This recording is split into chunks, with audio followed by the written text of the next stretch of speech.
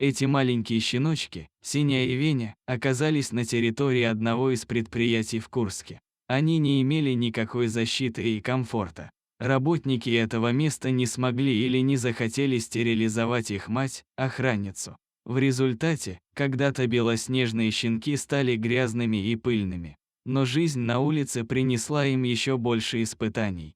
Недавно оба щенка тяжело заболели, и по возвращении после выходных на работу, люди обнаружили их лежащими на земле практически без сознания. Они пребывали в таком состоянии в течение суток. Щенки лежали спина к спине, не в состоянии встать на ноги.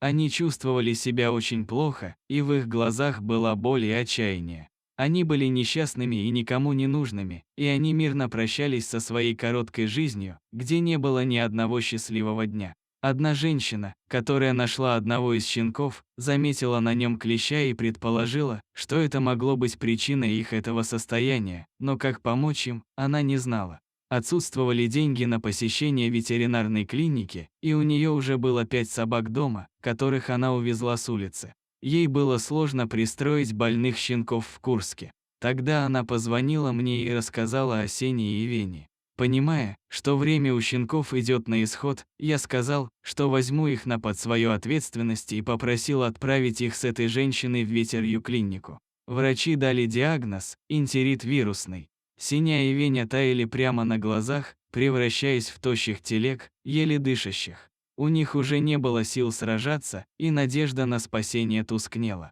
Но даже в этом ужасном состоянии они прижимались друг к другу, потому что других близких никого не было. На данный момент щенки находятся в местном стационаре, и их состояние остается тяжелым. Мы активно готовимся к их перевозке в Москву. Оставить их в Курске не представляется возможным, так как местный стационар не оснащен для лечения пациентов с такими инфекциями вирусными, хотя врачи делают все возможное. Однако никто не сможет посещать щенков в стационаре, и к тому же, что будет дальше? Время, проведенное в клинике, ограничено. У нас нет выбора. Но мы сделаем все, что в наших силах, чтобы это осуществить.